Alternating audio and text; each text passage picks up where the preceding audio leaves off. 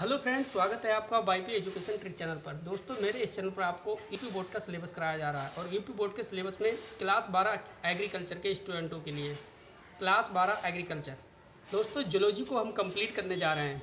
देखिए, ये आपका लास्ट चैप्टर है, 17वां चैप्टर। 17वां चैप्टर जैव विकास का लास्ट चैप्टर है। इसके बाद कोई भी चैप्टर आपका जूलॉजी का नहीं है। जूलॉजी आपकी समाप्त हो जाएगी। तो समझ लीजिए, देखिए, जैव विकास है चैप्टर का नाम, चैप्टर 17 जूलॉजी क्लास 12 एग्रीकल्चर। आपको बताना चाहूँगा कि आप मेरे चैनल पे नए हैं या अभी तक आपने मेरे चैनल को सब्सक्राइब नहीं करा है तो नीचे रेड कलर के सब्सक्राइब बटन पर क्लिक कर ले और बराबर में बेल आइकन की घंटी है उसको भी प्रेस कर ले। इससे क्या होगा कि जब भी मैं वीडियो को अपलोड करूँगा तो उसका नोटिफिकेशन सबसे पहले आपके पास पहुँच जाएगा। बेटा, ये चैप्टर देखिए बहुत ज़्यादा मोस्ट इम्पोर्टेंट है। क्यों इम्पोर्टेंट है? क्योंकि 6 अंक का लॉन्ग क्वेश्चन इसी चैप्टर से बनेगा। तो वीडियो को शुरू से लेकर लास्ट तक देखना। एक ही वीडियो में कंप्लीट चैप्टर मैं आपको करा दूंगा। पूरा चैप्टर एक ही वीडियो में समाप्त हो जाएगा। तो शुरू से लेकर लास्ट तक आप देखना। सारे क्वेश्चन इंपॉर्टेंट क्वेश्चन मिलेंगे और जो लॉन्ग क्वेश्चन है इसका वो इम्पोर्टेंट क्वेश्चन है, लॉन्ग आ सकता है। तो समझिए, देखिए, फर्स्ट क्वेश्चन है हमारा, लैमार्कवाद का मुख्य आधार क्या है। एक वैज्ञानिक है जिसका नाम है लैमार्कवाद। आप इसमें पढ़ोगे लैमार्क और डार्विनवाद। जैव विकास है तो लैमार्क और डार्विनवाद को ही दोनों वैज्ञानिकों को आप पढ़ोगे। ठीक है। तो लैमार्कवाद का मुख्य आधार क्या है, यानी जो लैमार्कवाद है उसका मुख्य आधार क्या है वो आपको बताना है। तो लैमार्कवाद का मुख्य आधार है उपार्जित लक्षणों की वंशागति। इसका बेटा आंसर क्या हो जाएगा? उपार्जित लक्षणों की वंशागति, ये इसका आंसर हो जाएगा। नेक्स्ट, ये बेटा इंपॉर्टेंट क्वेश्चन है, इस पे आप निशान लगाइए। ये पुस्तक है, ये बुक है फिलोसफिक जूलॉजिक। क्या है? फिलोसफिक जूलॉजिक एक बुक है। इस पुस्तक के लेखक कौन है? देखिए, लेखक पूछ रहा है। फिलोसफिक जूलॉजिक एक पुस्तक है जिसके लेखक कौन है आपको बताना पड़ेगा। इसका आंसर क्या हो जाएगा? देखिए बेटा, लैमार्क।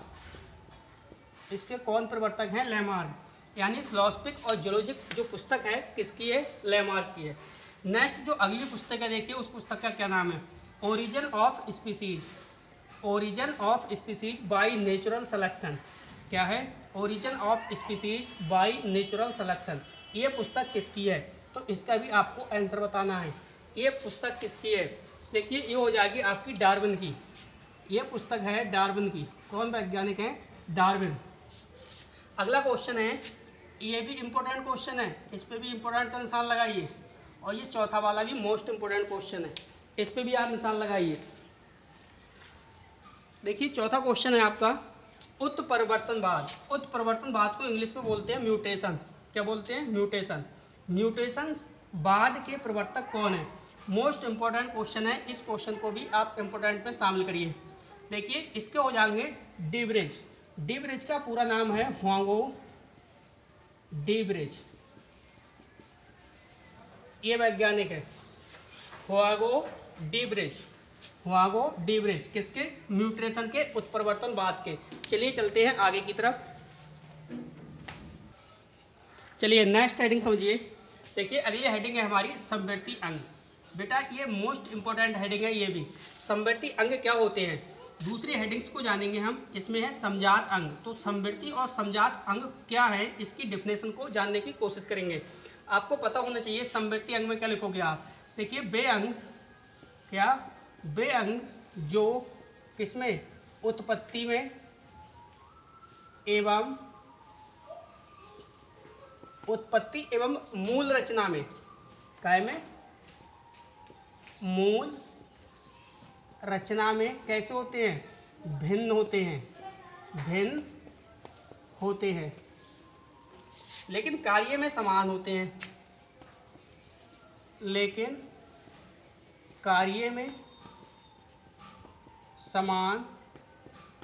हैं। क्या कहलाते हैं? समवर्ती अंग कहलाते हैं। क्या कहलाते हैं? समवर्ती अंग कहलाते हैं। आगे समझिए एग्जाम्पल में। एग्जाम्पल्स की बात करूं तो एग्जाम्पल में हो जाएगा तितली कौमा पक्षी, तितली कौमा पक्षी, कौमा चमगादड़ के पंख, चमगादड़ के पंख। अब आप समझिए, इस टॉपिक्स को समझिए। देखिए समवर्ती अंग, समवर्ती में क्या कह रहा है? वे अंग। कौन से? वे अंग जो उत्पत्ति एवं मूल रचना में कैसे हो? भिन्न हो। किस किस में? एक तो उत्पत्ति में भिन्न हो और एक मूल रचना में, उसकी बनावट में भिन्न हो, लेकिन कार्य में समान हो। किस में समान हो? कार्य में, यानी कार्य एक प्रकार से समान रूप से करते हो, तो वो क्या कहलाएंगे? समवर्ती अंग कहलाएंगे। कैसे? देखिए बेटा, जैसे तितली के पंख, पक्षी के पंख, चमगादड़ के पंख, इन तीनों के पंख हैं।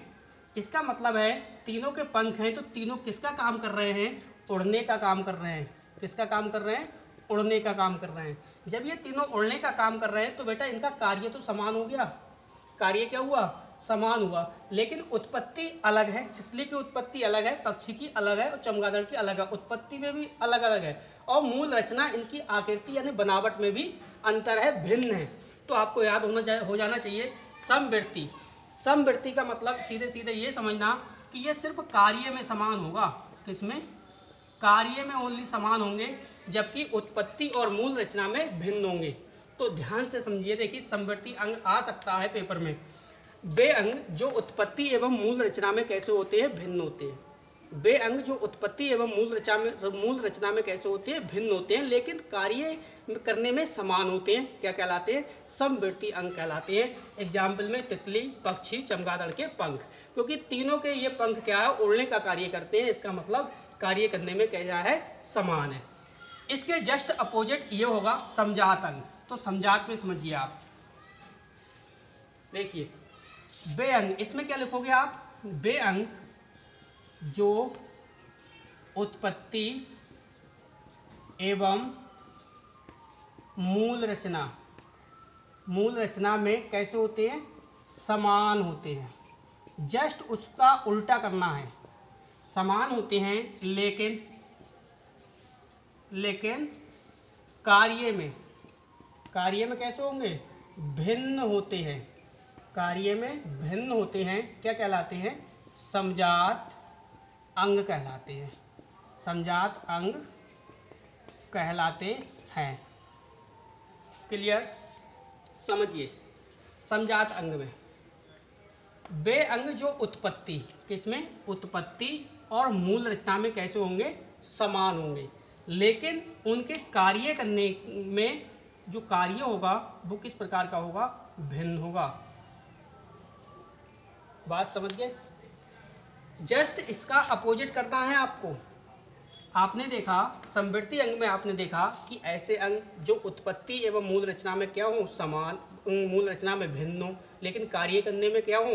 समान हो, तो उन्हें क्या कहा आपने? समवर्ती अंग कहा। एग्जाम्पल में तितली, पक्षी, चमगादड़, क्योंकि इसके सभी के पंख हैं, क्या है? उड़ने का कार्य कर रहे हैं।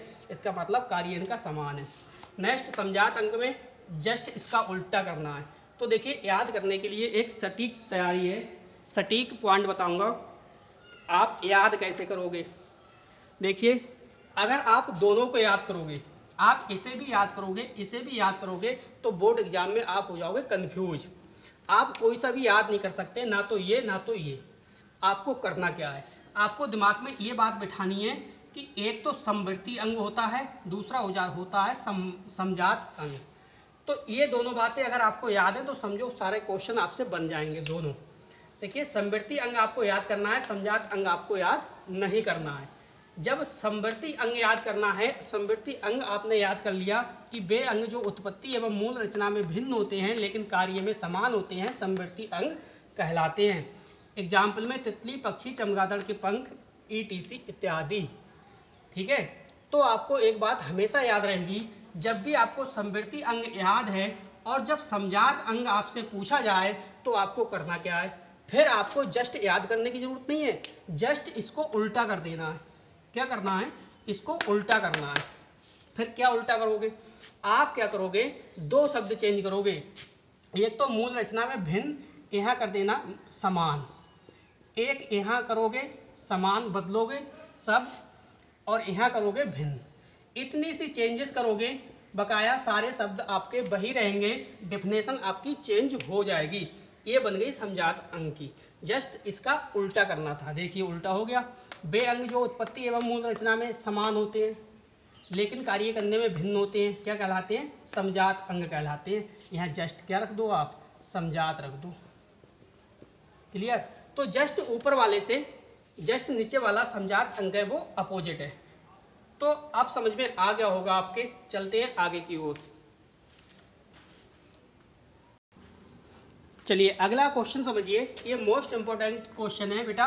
ये 6 अंक का आ सकता है। कितने अंक का? 6 अंक का आपको एग्जाम में देखने को मिल सकता है। देखिए 2 वैज्ञानिक हैं, एक है आपका लैमार्क और दूसरा है डार्विनवाद।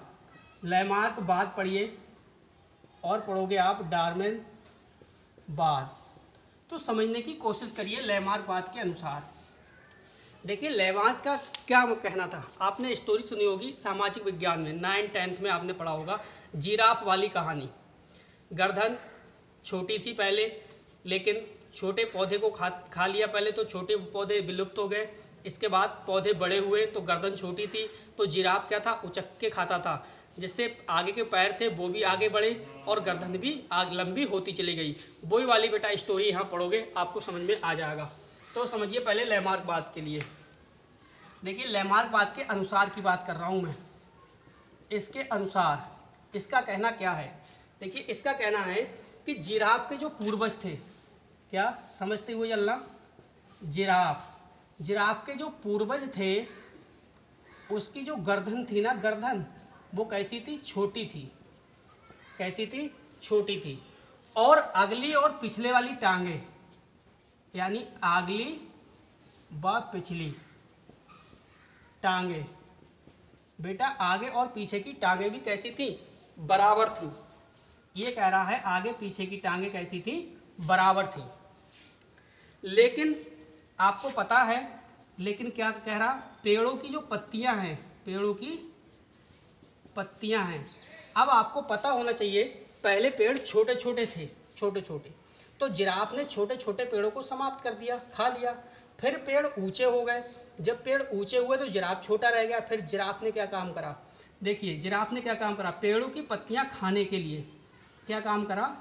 पेड़ों की पत्तियां खाने के लिए आगे के जो पैर थे अगले वाले, वो उचकाने शुरू कर दिए, ऐसे करके उचकाने शुरू कर दिए। अब जब पैर उचकाए तो उसने गर्दन भी ऊपर को उचकानी शुरू कर दी। तो सीधे सीधे आप कह सकते हो कि भोजन, पेड़ों की पत्तियां खाने के लिए अगली टांगे, कौन सी? अगली टांगे एवं गर्दन, दोनों को वो आगे बढ़ाने लगा या खींचने लगा। ठीक है, ये था लैमार्कवाद का कहना। अब डार्विनवाद का क्या कहना है वो समझ लीजिए। देखिए डार्विनवाद के अनुसार बात कर रहा हूं मैं, के अनुसार क्या कहना है इनका? इनका कहना है कि जिराफ के जो पूर्वज थे, किसके? जिराफ के पूर्वज थे, उनकी टांगे एवं गर्दन, टांगे एवं गर्दन भिन्न भिन्न थी। कैसी? भिन्न भिन्न थी। उनमें यह भिन्नताएं आनुवांशिक थी। क्या कह रहे हैं? उनमें यह विभिन्नताएं कैसी थी? आनुवांशिक थी। ये कहना है किसका? डार्विनवाद का। फिर से समझिए। देखिए लैमार्कवाद के अनुसार लैमार्क का क्या कहना है? लैमार्क का कहना है कि जिराफ के पूर्वज थे, उनकी गर्दन कैसी थी? छोटी थी। अगली व पिछली टांगे बराबर थी, अगली और पिछली टांगे बराबर थी। लेकिन पेड़ों की पत्तियां खाने के लिए उसने क्या काम करा? आगे की टांगे धीरे धीरे खींचने लगा ऊपर की ओर, और गर्दन भी जिराफ ऊपर की तरफ बढ़ाने लगा। इसका कहने का मतलब ये है। इसका कहने का मतलब क्या था? इसका कहने का मतलब ये है कि जिराफ के जो पूर्वज थे उनकी टांगे और गर्दन भिन्न भिन्न थी। ये टांगे भी अलग अलग बता रहा है और गर्दन भी अलग अलग बता रहा है, और कह रहा है कि ये विभिन्नताएं आनुवांशिक थी, विभिन्नताएं आनुवांशिक थी। अब हम चलते हैं सेकंड पॉइंट की तरफ। सेकंड पॉइंट समझिए। चलिए सेकंड पॉइंट समझिए लैमार्कवाद का। सेकंड पॉइंट क्या कह रहा है? आपको एक बात पता होनी चाहिए। देखिए, जब आप रेगुलर क्या करोगे, किसी चीज़ पे वर्जिश करोगे, किसी चीज़ को पकड़ के आप लटकोगे, किसी भी चीज़ को XYZ पकड़ के रोजाना लटकोगे, रूटीन बना लोगे ये, तो जाहिर सी बात है आपकी लंबाई में वृद्धि होगी। इसी प्रकार इसके साथ क्या हुआ, देखिए, जब वो जिराफ था, जब ये जिराफ क्या करने लगा, जब ये जिराफ पेड़ ऊंचे हो गए तो गर्दन को अपनी ऊपर उठाकर जब ये भोजन करने लगा, क्या करने लगा, भोजन यानी पत्तियां जब खाने लगा, पत्तियां खाने लगा, तो क्या हुआ, इसकी गर्दन भी लंबी हुई। क्या हुआ, गर्दन लंबी हुई, क्योंकि उसके रूटीन में आ गया ये। जब गर्दन लंबी हुई तो क्या हुआ, अगली टांगे भी क्या हुई, लंबी हुई। जब इसकी टांगे भी लंबी हो गई, फिर क्या हुआ, इसके कारण पीढ़ी दर पीढ़ी जिराफ लंबे पेड़ों से भोजन प्राप्त करने के लिए अपनी गर्दन और अगली टांगे लंबी करती गए। जाहिर सी बात है, सेकंड पॉइंट को समझिए अच्छे से। जिराफ जब गर्दन ऊपर उठाकर पत्तियां खाने लगा, गर्दन आगे बढ़ाने लगा, ऊंची करने लगा और अगली टांगों के बल से ऊपर बढ़ने लगा, तो जाहिर सी बात है वो पीढ़ी दर पीढ़ी रूप में आगे बढ़ता गया। इसी प्रकार से उसकी गर्दन और आगे की टांगें लंबी होती चली गई। लेकिन जो डार्विनवाद का कहना है, देखिए वो क्या कह रहे हैं। डार्विनवाद, सेकंड पॉइंट को समझिए डार्विनवाद के लिए। देखिए, डार्विनवाद का कहना है कि भोजन का संघर्ष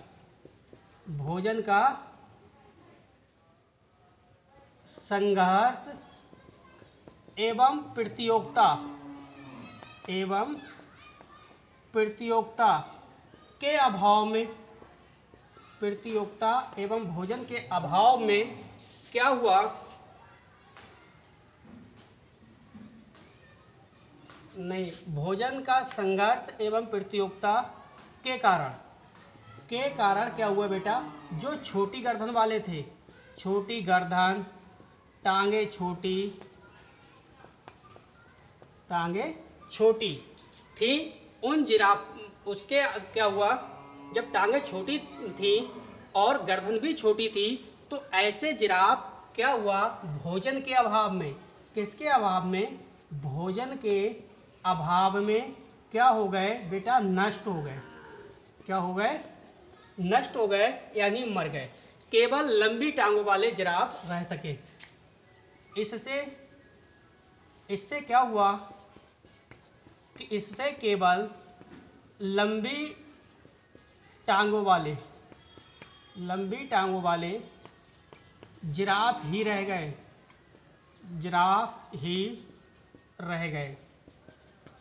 फिर से समझिए, लैमार्कवाद का कहना है, जब जिराफ गर्दन ऊपर उठाकर पत्तियों को खाने की आदत पड़ गई, उसकी टांगे ऊपर संपूर्ण खिंचाव के कारण जब रूटीन में वो आ गया, तो पीढ़ी दर पीढ़ी क्या हुआ उसके साथ कि उसकी टांगे और उसकी गर्दन लगातार लंबी होती चली गई। लेकिन डार्विनवाद का क्या कहना है कि भोजन का संघर्ष एवं प्रतियोगिता के कारण जिस जिराफ की टांगे छोटी थी और गर्दन भी छोटी थी, उनका क्या हुआ, भोजन के अभाव में क्या हो गया, वो नष्ट हो गए, भोजन के अभाव में उनकी मृत्यु हो गई। इससे केवल लंबी टांगे वाले जिराफ ही बच पाए, वही जिराफ रह गए जिनकी टांगे लंबी थी। अब बात करते हैं हम थर्ड पॉइंट की। थर्ड पॉइंट समझिए,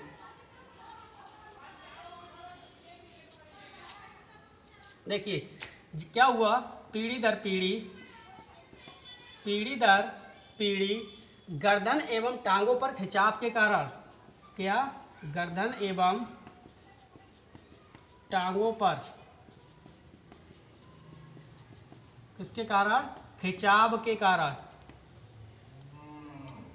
खिंचाव का प्रभाव लिख लो, खिंचाव का प्रभाव पड़ने के कारण क्या हुआ, आखिरकार आधुनिक लंबी गर्दन, आधुनिक लंबी गर्दन एवं लंबी टांगे वाले जिराफ का क्या हुआ, विकास हुआ।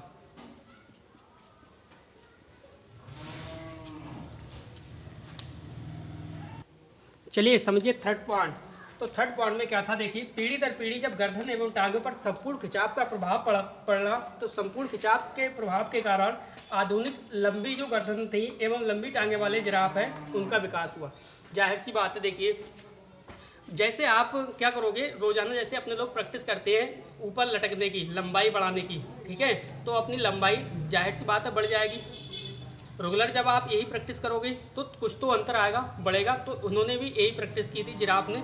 छोटे पेड़ थे, छोटे पेड़ों को खा लिया, नष्ट कर दिया भोजन पाने के चक्कर में। फिर पेड़ ऊंचे थे तो उनने क्या काम करा, गर्दन को ऊपर उठा के भोजन करा, और आगे वाले पैर थे उनको बढ़ा के काम चला लिया। जब आगे के पैर संपूर्ण खिंचाव उन पे पड़ा, आगे के पैरों पे जब खिंचाव पड़ेगा तो जाहिर सी बात है पैर भी लंबे होंगे, और जब जिराफ ऊपर गर्दन उठाएगा तो गर्दन भी लंबी होती चली गई। तो यही तो बताया उसने कि पीढ़ी दर पीढ़ी गर्दन एवं टांगे पर खिंचाव का प्रभाव पड़ने के कारण आधुनिक लंबी गर्दन एवं लंबी टांगों वाले जिराफ का विकास हुआ। अब डार्विन बात का क्या कहना है, डार्विन क्या कह रहा है, देखिए डार्विन का कहना है कि लगातार प्रतियोगिता के फलस्वरूप प्रतियोगिता इतनी जबरदस्त हो गई कि भोजन का अभाव हो गया। छोटे छोटे पेड़ पौधे नष्ट हो गए। जब छोटे छोटे पेड़ पौधे नष्ट हो गए तो छोटी गर्दन वाला जिराफ के जीवित रह पाएगा ना, तो छोटी गर्दन वाला जिराफ जीवित रहेगा ना छोटी टांगों वाला जिराफ जीवित रहेगा। तो क्या हुआ, लगातार प्रतियोगिता के फलस्वरूप केवल लंबी गर्दन एवं लंबी टांगों वाले जिराफ जीवित रहे, जिससे आधुनिक जिराफ का क्या हुआ, विकास हुआ। तो ये थे डार्विनवाद, ये थे लैमार्कवाद। अगला पॉइंट समझिए। चलिए नेक्स्ट पॉइंट समझिए, चौथा। देखिए लैमार्कवाद का क्या कहना है। चौथे पॉइंट में लैमार्क ने कहा है कि इस प्रकार वातावरण के सीधे प्रभाव के फलस्वरूप उपार्जित आनुवांशिक लक्षणों, कैसे उपार्जित आनुवांशिक लक्षणों के कारण आधुनिक जिराफ का विकास हुआ। अब डार्विनवाद का क्या कहना है कि इस प्रकार योग्यतम की उत्तरजीविता, किसकी, योग्यतम की उत्तरजीविता एवं प्राकृतिक वरण के फलस्वरूप आधुनिक जिराफ का विकास हुआ। तो एक पॉइंट ये भी नोट करिए, यहाँ से भी क्वेश्चन आ जाएगा कि उपार्जित आनुवांशिक के जनक कौन है, या उपार्जित आनुवांशिक के लक्षण किसने दिए। तो लैमार्क ने। योग्यतम ये दिया है। आगे योग्यतम की उत्तरजीविता प्राकृतिक वर्ण सिद्धांत किसने दिया, तो डार्विन ने। क्या आ जाएगा, योग्यतम की उत्तरजीविता एवं प्राकृतिक वर्ण का सिद्धांत किसने दिया, डार्विन ने। और उपार्जित लक्षणों का जो सिद्धांत है वो लैमार्क ने दिया। एक बार फिर से समझ लीजिए लैमार्क की स्टोरी। देखिए लैमार्क के अनुसार क्या था कि जो जिराफ के पूर्वजों की गर्दन थी वो छोटी, और साथ ही उसकी जो अगली टांगे एवं पिछली टांगे थी वो बराबर थी, ठीक है। पत्तियां खाने के प्रयास के चक्कर में क्या था, वो टांगों को ऊपर उठाने लगा और गर्दन को ऊंची करता चला गया। इस प्रकार क्या हुआ, जब उसमें की गर्दन में और टांगों में जब संपूर्ण खिंचाव आया तो खिंचाव के कारण उसकी गर्दन और आगे की टांगे जो है वो लंबी होती चली गई। इस प्रकार पीढ़ी दर पीढ़ी उसमें जो है ये बदलाव आ गया। जो पीढ़ी दर पीढ़ी जो और भी जिराफ आए उनकी भी लंबी गर्दन और टांगे अगले की लंबी हुई। फिर क्या हुआ कि पीढ़ी दर पीढ़ी जब लंबाई हुई, जब पीढ़ी दर पीढ़ी लंबी हो गई तो क्या हुआ कि इस प्रकार, फिर ये पॉइंट आपको लिखना है, इस प्रकार वातावरण के सीधे प्रभाव के फलस्वरूप उपार्जित आनुवांशिक लक्षणों के कारण आधुनिक जिराफ का विकास हुआ। लेकिन डार्विनवाद का क्या कहना था, इसके